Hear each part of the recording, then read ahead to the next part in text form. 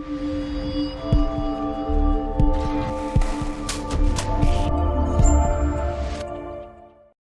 everyone and welcome back to UE5 BP Guru. Today we're going to be talking about something I plan on doing in 2024. The idea is over 52 weeks, one episode a week, I will be releasing not a tutorial series, but more just something for my own personal growth, something a little bit fun.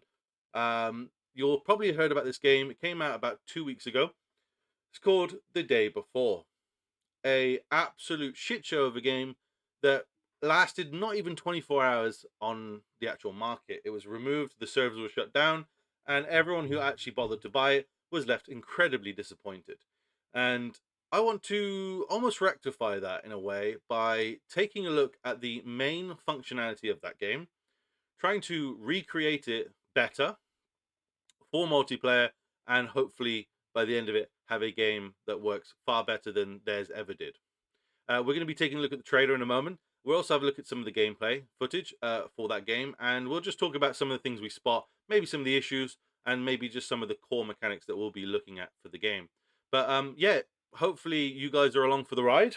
And if you have any ideas of what gameplay was like, and if you actually managed to play it, let me know your thoughts and feelings. I know some people did actually quite enjoy it, and I know some people hated it, obviously. So I'd love to get some opinions of people and what they think and what they'd like to see improved or changed or kept the same. And yeah, we'll go from there. But let's move over to the trailer and we'll check that out.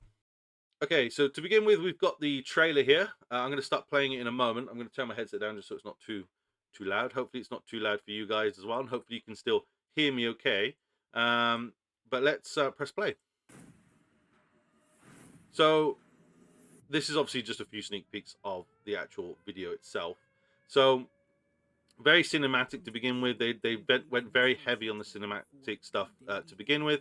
The first thing I am noticing here is the bottom left. You've got the player HUD, things like a cold meter. So if you get too cold, you'll probably start to lose health. We've got a stamina bar, and we've got a thirst bar as well. No hunger bar, but I guess maybe that's just linked. The food and the thirst are linked. I don't know. Weird, but you've got it down here anyway. And then we've got a health bar. Top left, you've got your party chat, I guess. So it just indicates who's in your party, and if you start talking, you'll be able to hear who's talking within your party as well. Not sure what the max of the party was. I think it was like 3 or 4. It could have been more, but yeah, that's what that is up there. If you're wondering, we're gonna skip ahead a little bit to when they park up. So let's go a bit further. I have watched this trailer before, so I kind of know what's going on.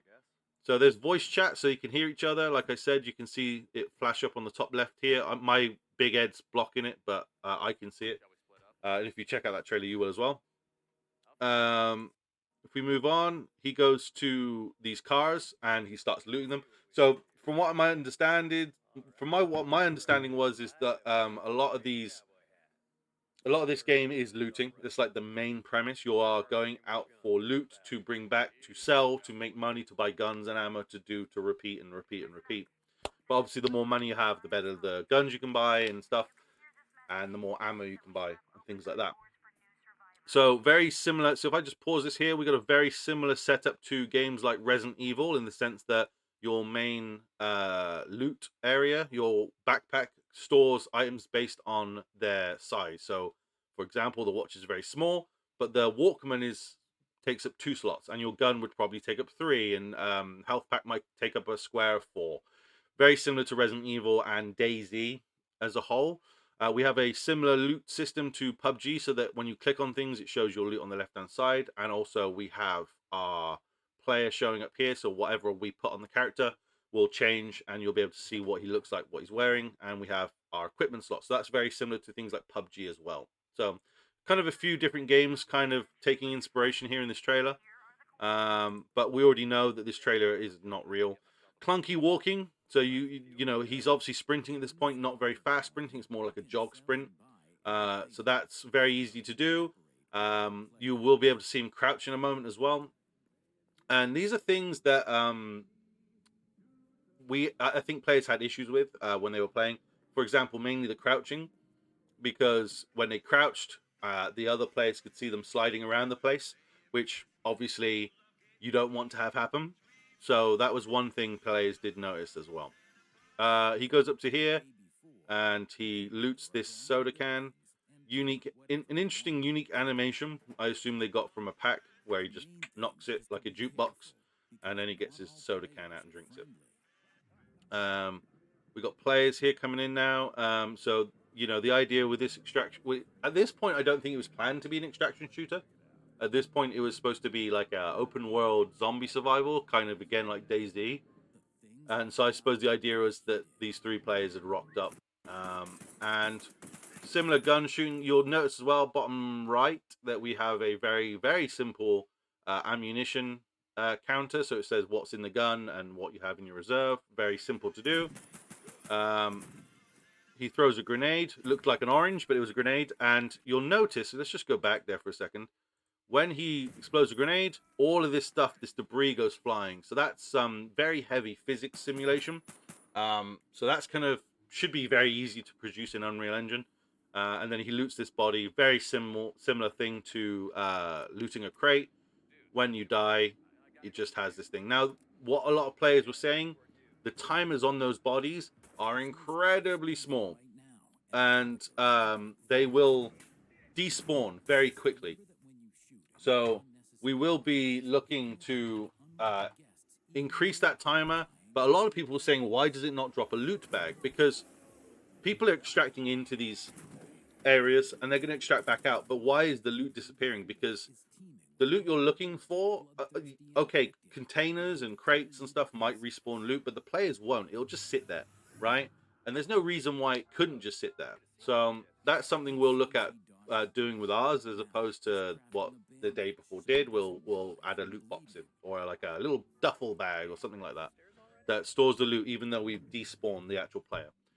But to be honest, I think we should keep the player there for a while, because zombies, you could have these cool interactions. You'll see it in a minute, actually, in this trailer, where zombies will eat from the dead players' bodies, and that's you can't do that if you despawn the body. So this almost was like an instant lie. This here was definitely an instant lie, because that's supposed to be his friend that he's running around with, and that zombie's eating him.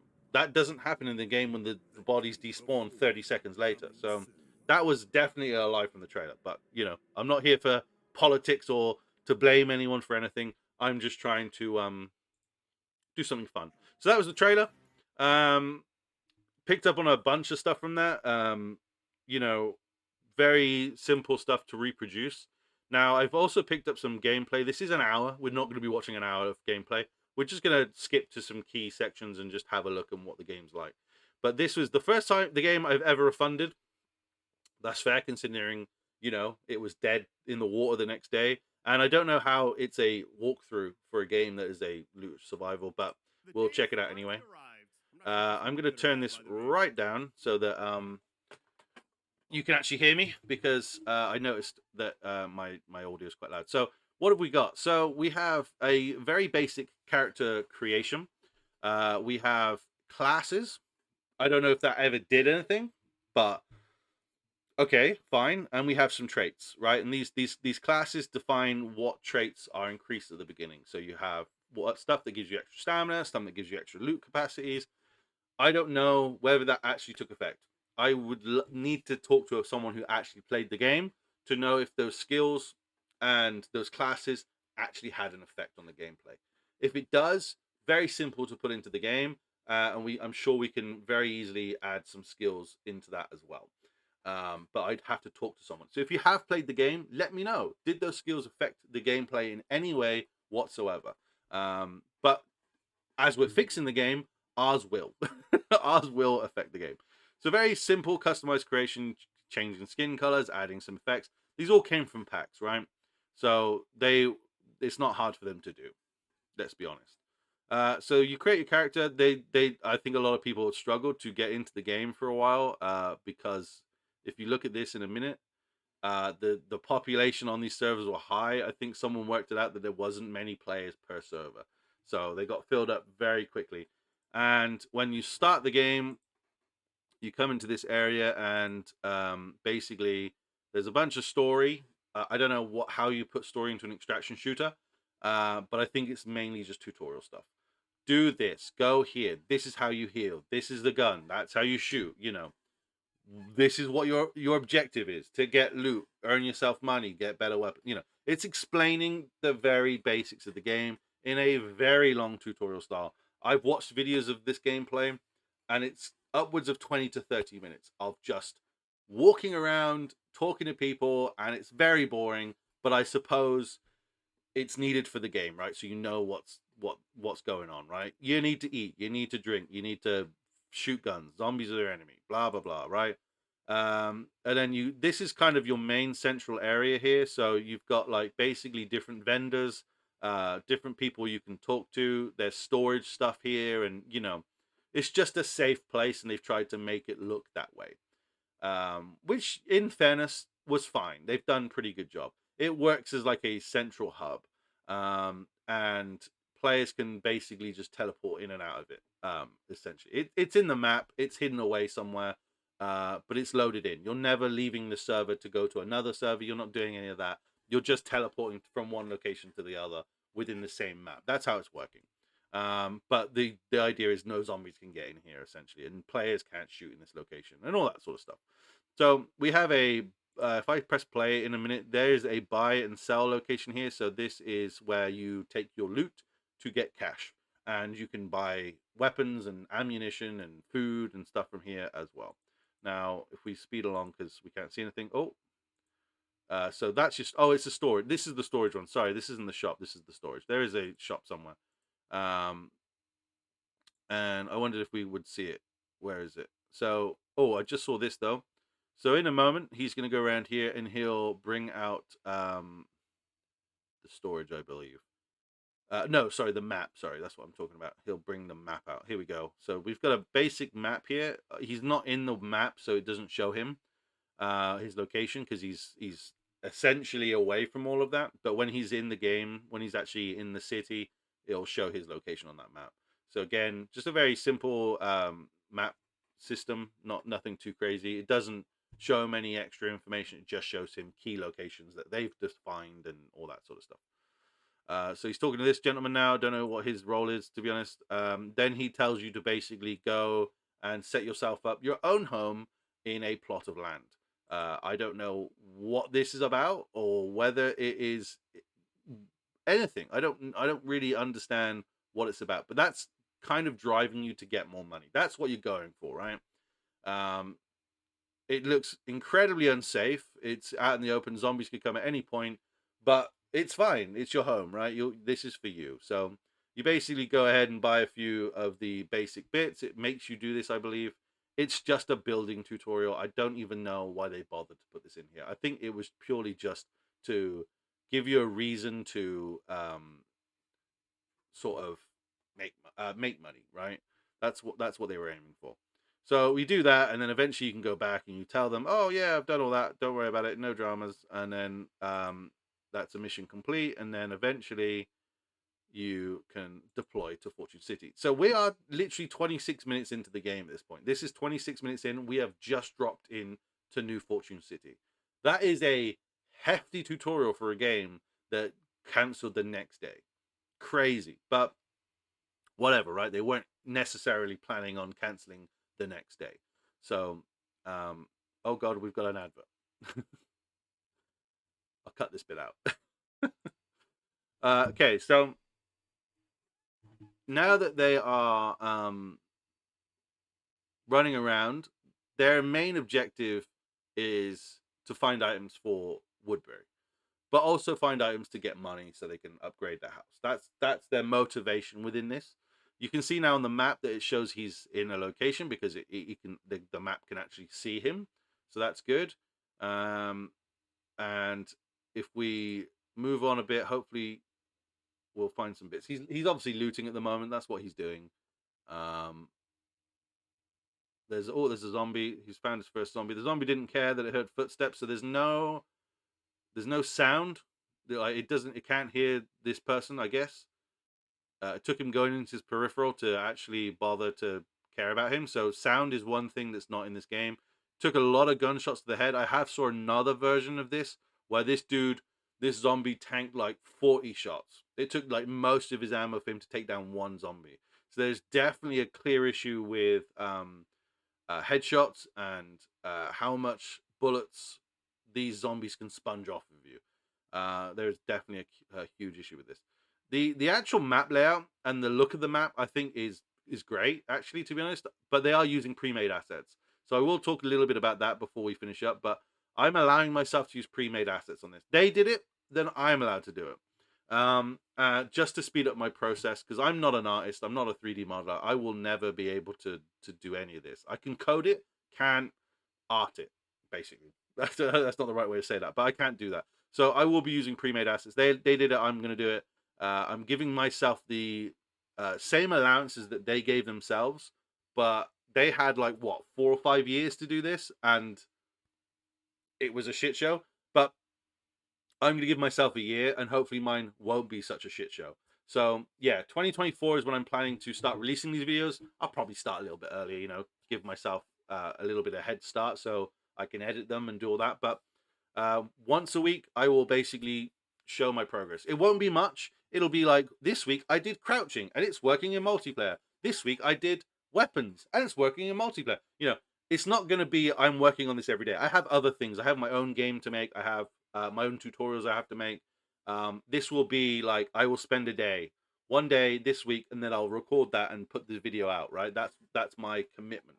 So it won't be huge updates. Like, it's not going to be like massive amounts, but the idea is that I can get all of the programming down within a year easily. I don't know how they did this in a year and still did it badly.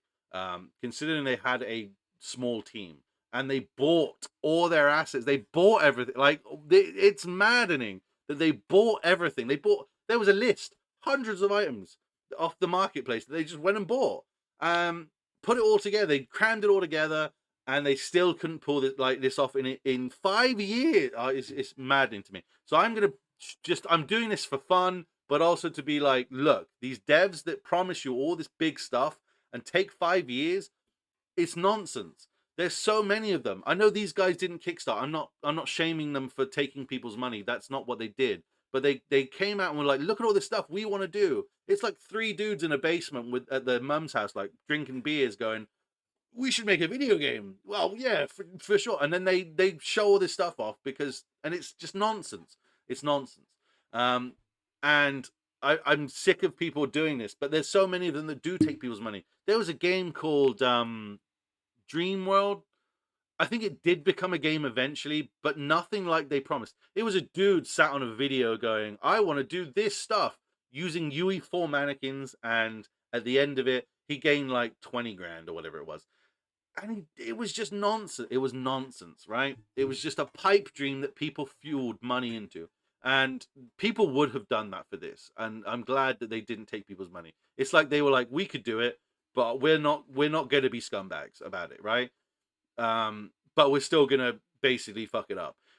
It's so sad. This could have been a great game. It could have been a great game, and I really wish they'd actually pulled their fingers out of their ass and spent longer on it than just cramming everything into it. They clearly crammed this into a year, right?